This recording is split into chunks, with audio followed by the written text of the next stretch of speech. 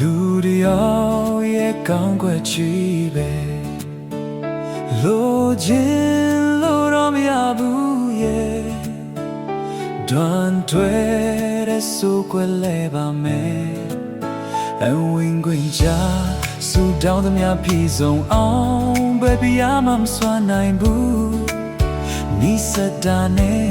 ရောင်ရဲကြရတာလေမင်းအသေးပါပဲ